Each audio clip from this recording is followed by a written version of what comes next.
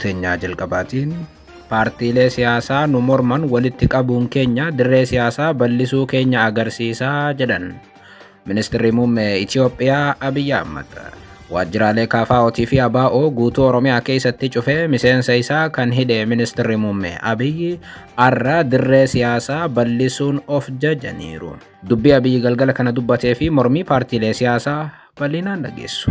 Oduu biraatiin Kooriyaan kaabaa rookeetota 10 ol furgugifteetti jedhame. Ganama har'aa Israa'elii fi Ameerikaa tan akeekkachiifte Kooriyaan rookeetii guddicha darbatteetti. Eessatti gabaasa bal'aa qabna. Oduu biraatiin ambasaadarri Iraan Itoophiyaa jiran Iraan Israa'el ofirraa dhorkuudhaaf mirga guutuu qabdi jedhan. Gama biraatiin waraana Iraanii fi Israa'el irratti Doonaald Tiraamp wiirtuu niwukilaraa Iraan guddicha haleeluudhaaf dhaadannaan Raashiyaa mormiteetti. Ayatollah Ali Khamenei immoo uummata biyyattiitiif waamicha dhiyeesseera. Dhimma waraana Israa'elii fi Iraan irratti magaalaa Finfinneetii waan jedhames walitti qabnee bal'inaan isin biraan geenya. Oduu biraatiin Itoophiyaan qaala'insa jireenyaatiin Afrikaa keessaa sadarkaa tokkoffaa qabachuu gabaasni akeeke. Kunis torban dabre Ministeerri Muummee Itoophiyaa Abiy Ahmed Itoophiyaan guddachuu bira darbitee miraakil keessa jirti erga jedhanii booda ture. Dubbii Abiyyi torban tokko dura miraakil jedhanii fi gabaasa har'a bahe bal'inaan dhageessu akka mooltan daawwattootaaf hordoftoota Anolee Global Media. Oduuf odeeffannoo keenya galgala kanaa qabannee dhufneeti jirra. Odeeffannoo keenya ijoo isaa amma dhageessan guutuu isaa isin biraan geenya. Haga xumuraa sagantaa keenyaatti dhaggeeffachuun yaada qabdan gara koomentiitiin nuuf barreessaa. Viidiyoon keenya namoota hedduu biraa akka dhaqqabuuf immoo laayik, share, subscribe godhuun dagatinaa isiniin jenna. Kallattumaan gara gabaasa bal'aattiin isin qajeelcha. Oduu teenyaa jalqabaatiin paartiilee siyaasaa nu morman walitti qabuun keenya dirree siyaasaa bal'isuu keenya agarsiisaa jedhan Ministeerri Muummee Itoophiyaa Abiy Ahmed. Waajjiraalee KFO'tii fi ABO guutuu Oromiyaa keessatti cufee miseensota isaanii kan hidhe Ministeerri Muummee Abiy har'a dirree siyaasaa bal'isuudhaan of jajaniiru. Abiy Ahmed kana kan dubbatan marii paartiilee siyaasaa waliin guyyaa tokko dura godhanii fi har'a miidiyaaleedhaan tamsa'ee irratti ture. Haasawaa paartiilee siyaasaa faana godhan kana isa waggaa tokko dura godhaniin garaagarummaa homaa hin qabu ture. Bulchaan Itoophiyaa waltajjii ammaa kanaan gaafilee paartiileen garii kaasan kan dhaggeeffatan yoo ta'u sana booda haasawaa bal'aa godhaniiru. Haala siyaasaa Itoophiyaa keessumaa paartiilee siyaasaatiin wal qabatu irratti waadanuu dubbatan. Haasawaa isaanii keessaa paartiin siyaasaa dhimmoota wal morkuu qaban irratti wal morkaa, dhimmoota wal gargaaruu qaban irratti ammoo wal bira dhaabbachuu akka qaban dhaamanna. Itti dabaluudhaanis mootummaan dirree siyaasaa bal'isuudhaaf ejjennoo cimaa qabaachuu isaa waltajjiin kun agarsiiftuudha jedhan Abiy. Mootummaan paartiilee siyaasaa waliin hojjechuudhaaf sadarkaa garagaraatti aangoo kennee tarkaanfii cimaa fudhachuu kan kaasan Abiy paartiilee siyaasaa waliin hojjechuun caalmaatti cimee kan itti fufu ta'as jedhaniiru. Walumaa galatti haasawaa isaaniitiin har'a waltajjii guddaa kana qopheessee of biratti isin waamuun koo agarsiiftuu dirree siyaasaa bal'isuu kootiiti jedhan. Haa ta'u malee paartiileen siyaasaa dubbii Abiy dirree siyaasaa bal'isuudhaan kaasan kana gurratti hin qicatan. Fakkeenyaaf dhaabbileen siyaasaa gurguddoon Oromoo KFO fi ABO yoo ta'an lamaan isaanii har'a dhiibamanii dirree siyaasaa keessaa baafamuun waajjirri isaanii guutuun Oromiyaa keessaa cufamuu himatu. Miseensonni isaa kumoota dhibbaan lakkaa'aman jalaa hidhamanii har'a Itoophiyaa keessatti paartiilee kana miseensi isaanii tokko waa'ee siyaasaa dubbachuu hin danda'u.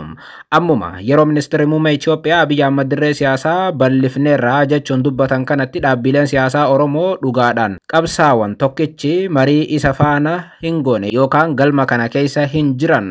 Abiy Ahmed gama biraatiin haasawaa taasisaniin filannoon itti aanu filannoo hanga ammaa jiru irraa dimokiraatawaa akka ta'u kan hojjetamu ta'uu kaasuun mootummaan filannoon itti aanu filannoowwan hanga ammaa jiru irraa dimokiraatawaa akka ta'u fedhii guddaa qabaachuu siman. Rakkoowwan biyya tana keessa jiran hiikaa deemuun filannoo dimokiraatawaa fi sagaleen uummataa itti kabajamu gaggeessuudhaaf mootummaan yeroo kamuu caalaa ni hojjetaas jedhan Abiy Ahmed.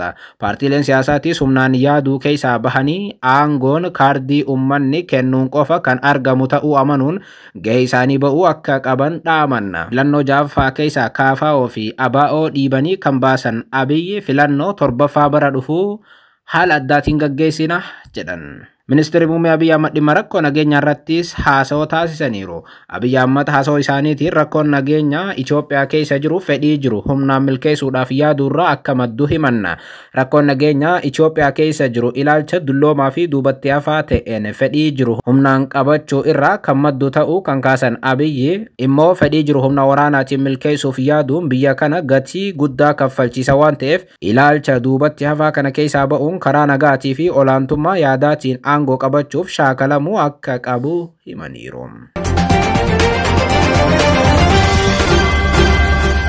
Oduu biraatiin Kooriyaan Kaabaa rokkeetota 10 ol furgugifteetti jedhame.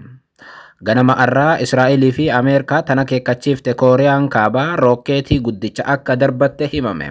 Yeroo addunyaan rakkoo hamaa waraanaa keessa jirtutti biyyi niwukularii guddicha qabduu fi Ameerikaa hunda afaanumaan sodaachiftee jiraachaa jirtu Kooriyaan Kaabaa rokkeetota gurguddaa 10 ol furgugisuu ishii Kooriyaan Kibbaa beeksifteetti. Kooriyaan Kaabaa arra ganama rokkeetota 10 ol furgugifteetti jedhan. Ministeerri ittisaa Kooriyaa Kibbaa yookaan biyyi ollaa Kooriyaa Kaabaa. Rokkeetonni kunneen akka sa'aatii biyyaatitti ganama naannoo sa'aatii 10tti naannawa suna'an magaalaa guddoo Kooriyaa Kaabaa Pyongyang irraa kan darbataman ta'uu ministeerri ittisaa Kooriyaa Kibbaa beeksiseera. Bal'inni odeeffannoo rokkeetota kanneenii qaamolee basaasaa Kooriyaa Kibbaatii fi Ameerikaatiin xiinxalamaa jiraas jedhan. Ministeerri ittisaa Kooriyaa Kibbaa dhaabbanni oduu Kooriyaa Kibbaa Yonhap akka gabaasetti rokkeetonni kunneen gara kibbaatiin galaana dhihaa jedhamuun kan beekamutti dhukaafamaniiru jedhe. Kooriyaan yeroo hedduu bineensa kana galaanatti darbuun beekamti. Rokkeetiin Kooriyaa kun furgugifamuun isaa kan dhagahame erga pirezidaantiin Kooriyaa Kibbaa Lee Jae-myung jalqaba baatii kana aangootti dhufanii booda yoo ta'u kunis pirezidaantichi aangootti dhufanii yeroo jalqabaatiif dhagahame. Kooriyaan Kaabaatii fi Kooriyaan Kibbaa waggootaaf diinota hamaa akkuma ta'anitti jiru.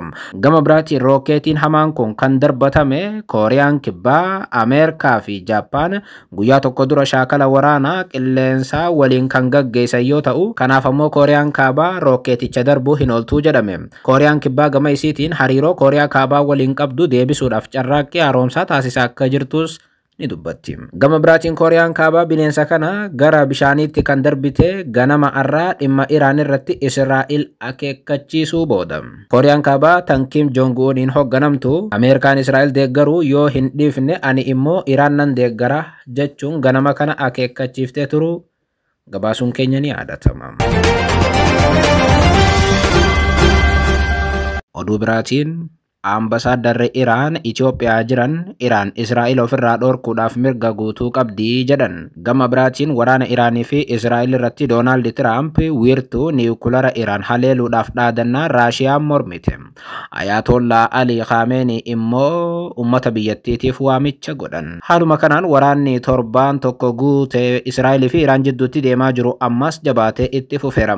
Biyyoonni lamaan samii gubbaan waan qaban walitti darbachuu guyyaa jabeessaniiru. Waraana Iraanii fi Israa'el jidduutti hammaachaa dhufe hordofee Ameerikaan itti dabalamaa dhufuu hordofee gama biraatiin Ayatollaa Ali Khamenei lammiilee biyyattiitiif waamicha godhan. Hoogganaa olaanaa Iraan kan ta'an Ayatollaa Ali Khamenei lammiileen Iraan jabaatanii wal faana akka dhaabbatan gaafatan.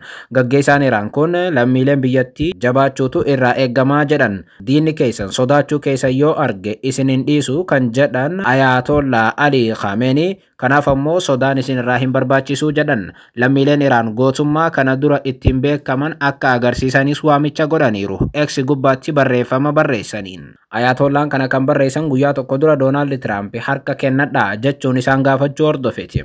Guyyaa kaleessaa dhimmichaaf deebii kan kennan Ayatollaa Ali Khamenei Ameerikaa miti samii tana gubbaa wanti fedhe yoo gadi bu'e harka hin kennannu jechuun dubbachuun isaanii ni yaadatama. Gama biraatiin waraana amma Iraanii fi Israa'el jidduutti hammaate kana hordofee jidduu seentee waraana biraa banuudhaaf qophaa'aa jirtu Ameerikaan wiirtuu niwukilara Iraan haleeluu fedhii qabaachuu beeksifte. Haaluma kanaan pirezidaantiin Ameerikaa Doonaald Tiraamp wiirtuu niwukilara Fordo balleessuun sirriidha jedhan. CBS maddeen garagaraa wabeeffadheeraa jechuun akka gabaasetti Doonaald Tiraamp wiirtuu niwukilaraa Iraan Fordow kan jedhamu kana laamsheessuun barbaachisaa akka ta'e Tiraamp ni amanaa jedha. Doonaald Tiraamp badaa filannoo akka hin qabneetti amana jechuun maddi tokko CBS'tti himeera. Hojii kana fiixaan baasuu jechuun Fordow barbadeessuudha jedha Doonaald Tiraamp. Akkuma amma dura gabaafamaa ture Doonaald Tiraamp hirmaannaa Ameerikaa waraana Israa'el keessatti qabdu dabalaa jiru. Roobii ibsa gaazexeessitootaaf kenneen murtoo dhumaa irra akka hin geenye dubbate. Kanaas ta'u garuu Doonaald Tiraamp fedhiin isaa guddaan ammallee wiirtuu guddicha Fordow kana balleessuudha. Fordow Ameerikaarraa kan hafe biyyi takkalleen haleeluu hin dandeessu jedhama. Boombii takkitti Ameerikaan qabduutu bakkicha dhaqqabuu danda'a malee kaan wantitti lafa keessa gadi fagoo akka taateetu amanama. Doonaald Tiraamp ifatti fedhii Iraan haleeluu akka qaban deddeebi'ii yoo akeekan Raashiyaan immoo dubbiin kun balaa qabaa jechuun dura dhaabbatte. Haaluma kanaan dubbi himaa mootummaa Raashiyaa Dimitri Peskov eejensii oduu Raashiyaa TASS jedhamuuf yaada kennaniin giddu seentummaan Ameerikaa ammatti balaa guddaa akka qabu himanna. Ameerikaan dhimma walitti bu'iinsa Israa'elii fi Iraan keessa seenuun rakkoo biraa kanarra hamaa ta'e uumaa jedhan. Qondaalli Raashiyaa kun yoo akeekkachiisan Ameerikaa fi Raashiyaan walitti bu'iinsa kana keessatti faallaa walii dhaabbachuun immoo dubbicha oowwiseeraa jedhu xiinxaltoonni. Kaleessa ammoo ministeerri dhimma alaa itti aanaa biyyattii Sergey Ryabkov Ameerikaan gargaarsa meeshaalee waraanaa Israa'eliif akka hin taasifne akeekkachiisanii turan. Yoo kun hin dhaabbanne balaan dhufu ni dabalaa jetti Raashiyaan. Moskoof Waashingtan gamaa gamana goruun gareewwan wal haleelan kana deeggaruun kun ammoo hariiroo Raashiyaa fi Ameerikaa bulchiinsa Tiraamp jalatti fooyya'aa dhufe fakkaatee turellee ni balleessaa jedhu warri siyaasaa naannoo sana hordofan. Oduudhuma tana keessaa osoo hin baane ambasaadarri Iraan Itoophiyaa jiran Iraan karaa hundaan haleellaa isii irratti baname ofirraa qolachuudhaaf mirga guutuu qabdi jedhan. Ambasaadarri Iraan Itoophiyaatti argaman haala waraana Iraanii fi Israa'el irratti arra ibsa kennaniiru. Ambasaadarichi nuti waraana kana hin jalqabne waraanicha kan nurratti bane Israa'elii jedhan. Garuu immoo humna keenya hundaan ummata keenyaa fi biyya teenya diina irraa ittisuudhaaf Iraan qophiidha jedhan. Jimmata dabre irraa eegalee weerara Israa'el Iraan irratti raawwatte ofirraa deebisuudhaaf humna ishee hundaan abbaa biyyummaa fi ummata ishee kabachiisuudhaaf qophii ta'uu ambasaadarri Iraan magaalaa Finfinnee jiran Ali Akbar ibsaniiru. Ambasaadarri kun Iraan weerara Israa'el ofirraa qolachuudhaaf yookaan ittisuudhaaf mirga guutuu uumamaan kennameef qabdi jedhan. Kanaas ammoo fayyadamaa jirti jechuun haleellaa Israa'eliif deebii kennuun sirrii akka ta'e himanna. Israa'el chaartara dhaabbata mootummoota gamtoomanii keewwata 2-4 cabsuun Rippaabilika Islaamaa Iraan abbaa biyyummaa qabdu irratti weerara banteetti kan jedhan Ali Akbar. Iraan ammoo chaartara dhaabbata mootummoota gamtoomanii keewwata 52 jalatti mirga ofirraa ittisuu ni qabdi jedhan. Israa'el dhaabbilee niwukilaraa Iraan irratti xiyyeeffatteetti kan jedhan Ali Akbar. Sababa kanaan dhaabbilee niwukilaraa Iraan akka miidhames ifa jedhan. Isa bira dabree hospitaalonni Iraan gamoon raadiyoo fi televezyiinii biyyaalessaa manneen jireenyaa kan namoota naga'aa haleellaa Israa'el raawwatteen akka miidhaman ibsanna. Daa'imman 6 fi dubartoota ulfaa dabalatee hedduun isaanii yakkamtoota Israa'eliin ajjeefamaniiru jedhan. Walumaa galatti waraana kana abbaan jalqabe isaanii waan ta'eef nuti ofirraa dhorkuudhaaf duubatti hin deebinuu jedhaniiru. Ambasaadarri Iraan magaalaa Finfinneetti argaman Ali Akbar. Gama biraatiin Itoophiyaatti ambasaadarri Israa'el illeen guyyaa muraasa dura ibsa wal fakkaataa kennaniin Israa'el Iraan weeraruun sirriidha jedhanii turan. Ambasaadaroonni Iraanii fi Israa'el dhimma biyya isaanii irratti ibsa kennanis mootummaan Itoophiyaa dhimma waraana Iraanii fi Israa'el irratti ammallee ejjennoo isaa hin ibsine.